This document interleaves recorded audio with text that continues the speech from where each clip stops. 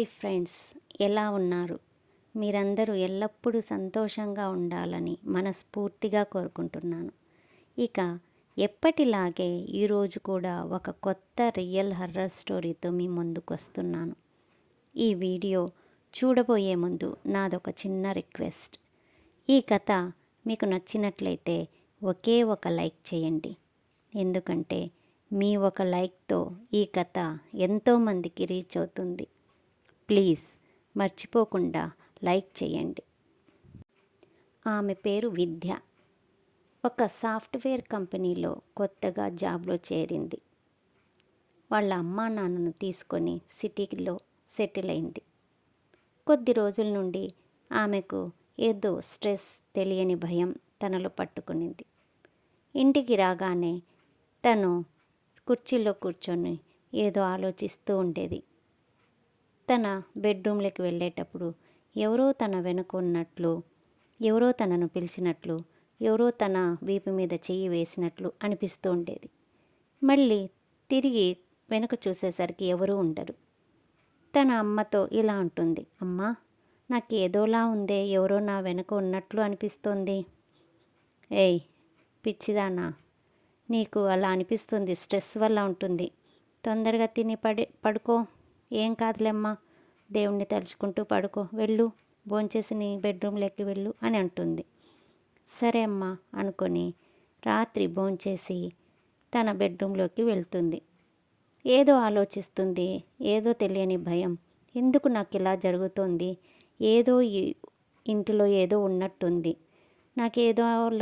ఏదోలా ఉంది, ఎలాగైనా ఈ ఇంట్లో నుండి బయటపడదామా, మొన్ననే వచ్చాం, మళ్ళీ ఇల్లు మారాలంటే చాలా కష్టం, ఆఫీస్ కూడా చాలా లాంగ్ అవుతుంది, ఇది కొంచెం కన్వీనియంట్గా ఉంది కదా అని తన మనసును తనే సర్దుకు చెప్పుకుపోయింది. ఆలోచిస్తూ నిద్ర పట్టేసింది విద్యకి. కరెక్ట్గా 12 గంటలకి తన మొబైల్లో కాల్ వస్తుంది. ఆ మొబైల్ తీయగానే ఠక్కున లేచి చూస్తే తన దూరపు అత్తయ్య ఫోన్లు చేసినట్టు అనిపిస్తుంది.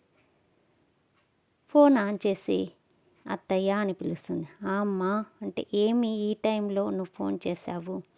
నేను తెలిసిన వాళ్ళ ఇంటికి వచ్చాను, నువ్వు వచ్చి నన్ను పికప్ చేసుకోవా అని అంటుంది. ఈ టైంలో నా అత్తయ్య, మార్నింగ్ వస్తానులే.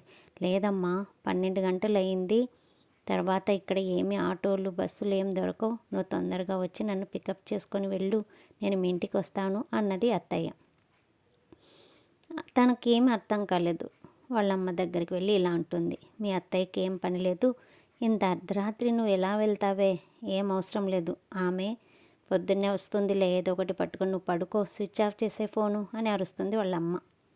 సరే అని చెప్పేసి మళ్ళీ పడుకుంటుంది. పడుకొని అమ్మ చెప్పినట్లు స్విచ్ ఆఫ్ చేసేస్తుంది. స్విచ్ ఆఫ్ చేసేసి ఉదయం లేవగానే స్నానం చేసి ఆఫీస్కి రెడీ అవుతుంది. స్విచ్ ఆన్ చేయగానే కాల్స్లో రాత్రి వచ్చిన కాల్స్ చూస్తే తను మాట్లాడింది ఆ కాల్ అస్సలు ఉండదు. అమ్మ దగ్గరికి వెళ్తుంది.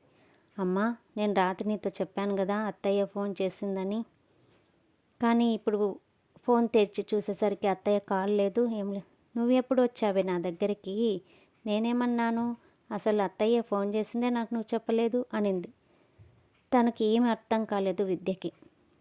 ఏంటి ఇది, నేను అమ్మతో మాట్లాడినట్లు అత్తయ్య కాల్ వచ్చినట్లు నాకు అనిపించింది, నాకెందుకు ఇలా జరుగుతోంది, అమ్మ నిజం చెప్పవా, రాత్రి నీతో నేను మాట్లాడలేదా? లేదు తల్లి, నువ్వు రాత్రి భోంచేసి నీ గదిలోకి వెళ్ళి పడుకున్నావు అంతే, నాకేమీ గుర్తులేదు. విద్యకి కొద్దిసేపటికి ఏమీ అర్థం కాలేదు. నేను ఎవరితో మాట్లాడాను, నాకు కాల్ వచ్చింది కదా, నాకు బాగా గుర్తుంది, అమ్మ కూడా ఇలా అంటోంది, నాకేం అర్థం కాలేదు అని ఆలోచించుకుంటూ సరేలేమ్మా నేను ఆఫీస్కి పోయి వస్తాను అని వెళ్ళింది. ఆఫీస్లో కూడా వర్క్ చేస్తుండగా ఇలాగే అతనికి గుర్తొస్తోంది, కాల్ వచ్చినట్లు, అత్తయ్యతో మాట్లాడినట్లు, అమ్మకు చెప్పినట్లు. ఒకసారి అత్తయ్యకు ఫోన్ చేస్తే సరిపోతుంది కదా, అత్తయ్య నాకు ఫోన్ చేసిందా లేదా అని కాల్ రిజిస్టర్లోకి వెళ్ళి అత్తయ్య అని టైప్ చేసి కాల్ చేస్తుంది. అత్తయ్య ఫోన్ లిఫ్ట్ చేస్తుంది. అత్తయ్య బాగున్నారా? విద్య, చాలా రోజులు చేసావే, బాగున్నావమ్మా? అత్తయ్య మీరు రాత్రి 12 గంటలకి నాకు కాల్ చేశారు కదా, ఎవరో ఇంట్లో ఉన్నాను నన్ను పికప్ చేసుకో మీ ఇంటికి వస్తానని అని. హే విద్య, ఏంటే అలా చెప్తున్నావు? నేనెప్పుడు నీకు కాల్ చేశాను అనుకుంటున్నాను కానీ చేద్దామని. నేనైతే నీకు కాల్ చేయలేదమ్మా. నువ్వు ఆఫీస్లో ఉంటావు, ఏదో స్ట్రెస్లో ఉంటావు. ఎప్పుడైనా సెలవులప్పుడు అట్లా మాట్లాడదాంలే అనుకుంటున్నా. ఏంటే తల్లి, నేనెప్పుడు కాల్ చేశాను, అది అర్ధరాత్రి 12 గంటలకి అని అంటుంది. విద్యకి ఒక నిమిషం ఏమీ అర్థం కాదు. ఏంటి అత్తయ్య ఎలా అంటుంది? సరే అత్తయ్య, ఏదో నా భ్రమలో మీరు గుర్తొచ్చి అలా అనుకున్నానో ఏమో, అలా అనుకొని పడుకుని ఉంటాను, మీరే గుర్తొచ్చుంటారు. సరే అత్తయ్య, నాకు పని ఉంది, మళ్ళీ కాల్ చేస్తాను, బాయ్ అని పెట్టేస్తుంది ఫోన్. విద్యకి మళ్ళీ ఆలోచనలో పడిపోతుంది. వర్క్ చేస్తుండగానే తనకు ఏదో తెలియని భయం, స్ట్రెస్ వలన నాకెందుకు ఇలా అనిపిస్తోంది, నేను ఎవరితో షేర్ చేసుకోవాలి అని అనుకున్నట్టు ఆఫీస్లో నుండి మళ్ళీ ఇంటికి తిరిగి వెళ్తుంది. ఇంటికి వెళ్ళి తల పట్టుకొని కుర్చీ మీద కూర్చుంటుంది. అమ్మ, నాకు చాలా హెడేక్గా ఉందమ్మా. నాకేదో తెలియని భయం, తెలియని ఆలోచనలు ఉన్నాయి. ఏంటమ్మా నాకు ఇలా జరుగుతుంది అని అమ్మతో చెప్తుంది. ఏంటమ్మా, ఎప్పటి నుండి ఇలా జరుగుతోంది? ఎందుకు నువ్వు ఇలా అయిపోతున్నావు? పెళ్ళి కావాల్సిన పాపవి, నువ్వు ఇలా చేస్తే ఎలా అమ్మా? ఏదైనా పూజారిని కలుద్దాం. పొద్దున స్నానం చేయి, తలస్నానం చేయి, ఆఫీస్కి సెలవు పెట్టు, మనం గుడికి వెళ్ళి పూజారితో మాట్లాడి ఏదన్నా పూజ చేయిద్దాం నీ పేరుతో అని అంటుంది. సరే అమ్మా అని మళ్ళీ రాత్రి భోంచేసి పడుకుంటుంది. కానీ విద్యకి ఆ రోజు ఎలాంటి ఆలోచనలు రావు. మంచి నిద్ర పడుతుంది, ఎలాంటి స్ట్రెస్ ఉండదు, హాయిగా నిద్రపోతుంది.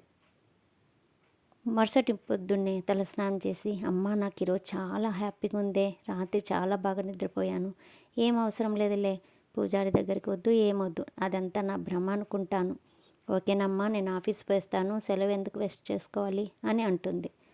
ఓసి పిచ్చిదాన్ని, అన్నీ నువ్వే చెప్తావు కదే, సరే వెళ్ళిరా అని వాళ్ళమ్మ అంటుంది. మళ్ళీ ఆఫీస్కి వెళ్ళిన తర్వాత తనకు మళ్ళీ స్టార్ట్ అవుతుంది ఏదో తెలియని భయం, తెలియని ఆలోచనలు, ఏదో జరుగుతోంది అని. మళ్ళీ భయంతో మళ్ళీ బయటికి వస్తుంది. మళ్ళీ ఇంటికి వెళ్ళి అమ్మతో ఇలాగే చెప్తూనే అమ్మ వెంటనే ఇంకా ఇది కాదు, మనం వెంటనే గుడికి వెళ్దాం పదా, పూజారితో మాట్లాడని గుడికి లాక్కొని వెళ్తుంది. ఆ పూజారితో జరిగిందంతా, ఇలా వచ్చిన రోజు నుండి, ఈ ఊరికి వచ్చినప్పటి నుండి ఇంట్లో ఇలా జరుగుతుంది పూజారి గారు, అసలు ఏం జరుగుతుంది, మా పాప ఎందుకు ఇలా అవుతుంది, ఎందుకు ఇలాంటి ఆలోచనలు వస్తున్నాయి, ఎందుకు ఇలా భయపడుతుంది అని పూజారి గారికి అంతా వివరిస్తుంది. అప్పుడు పూజారి గారు, ఏం లేదమ్మా, మీరు చేరిన ఇంటిలో ఒక చిన్న బాలుడు చనిపోయినాడు, వాళ్ళ అమ్మ నాన్న కూడా చనిపోయారు. ఒకే ఇంటిలో ముగ్గురు ఆత్మహత్యలు చేసుకోవడంతో అందమైన కుటుంబము అక్కడే ఆత్మలుగా తిరుగుతున్నాయని అంటారు. దయచేసి ఆ ఇంటిలో ఎవరు ఉండద్దు, మీరు ఖాళీ చేసి వెళ్ళిపోతే బాగుంటుంది. అయినా ఆత్మలు ఏమి చెయ్యవు, కానీ అక్కడ ఉండడం మంచిది కాదు అని అనుకుంటున్నాను అని పూజారి గారు విద్యకి వాళ్ళమ్మకి నచ్చచెబుతారు. అయితే ఆ ముగ్గురు ఎలా చనిపోయారు, ఎందుకు ఆత్మలుగా తిరుగుతున్నారు అని ప్రశ్నిస్తుంది విద్య. అది చాలా పెద్ద కథమ్మ. అందమైన కుటుంబం, ఏవో కుటుంబ కలహాలతో ముగ్గురు పురుగుల మందు తాగి చనిపోతారు. చిన్న పిల్లవాడను కూడా చూడకుండా భార్యాభర్త మేము చనిపోతున్నాము, ఇంకా నీకు చూసే దిక్కు లేరు అని ఆ అబ్బాయిని కూడా పురుగుల మందు తాపిస్తారు. అలా ముగ్గురు ఆత్మహత్య చేసుకోవడంతో ఆ ఇంట్లోనే ఆత్మలు తిరుగుతున్నాయి అని అంటూ ఉంటారు. అందుకు ఆత్మలైతే మిమ్మల్ని ఏమి కీడు చేయవు, కాకపోతే ఆ ఇంటిలో అందమైన కుటుంబం తిరుగుతూ ఉంటుంది. దయచేసి ఆ ఇంట్లో ఉండడం వల్ల నీకు ఇంకా పెళ్ళి కాలేదు కదా, ఏదైనా కీడు శంకిస్తుందేమో, మీరు వేరే ఇంటికి వెళ్ళిపోండి ఖాళీ చేసి అని చెప్తారు పూజారి గారు. విద్యకి చాలా ఏడుపు వచ్చేస్తుంది. సరే పూజారి గారు, మీరు చెప్పినట్లే మేము వేరే ఇంటికి షిఫ్ట్ అయిపోతాము, కాకపోతే ఒక అందమైన కుటుంబం చిన్న బాబుతో సహా ముగ్గురు ఆత్మహత్య చేసుకోవడం నాకు చాలా బాధాకరంగా ఉంది. పర్లేదు, ఇలాంటివి వింటూ ఉంటాము. నేను విన్నానే కానీ ఇది నిజంగా నేను అనుభవించాను. మీరు చెప్పినట్లు మేము వేరే ఇంటికి షిఫ్ట్ అయిపోతాం. మా నాన్నను తీసుకుని వెళ్ళిపోతాం. నాకు ఇంత మంచి సలహా ఇచ్చి నాలో ఉన్న మనసును ప్రశాంతపరిచినందుకు మీకు ధన్యవాదాలు పూజారి గారు అని చెప్పి విద్య తన అమ్మను తీసుకొని వెళ్ళిపోతుంది. ఇదండి కథ. ఈ latest horror show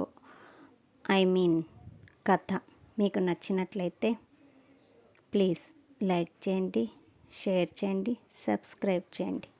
thank you.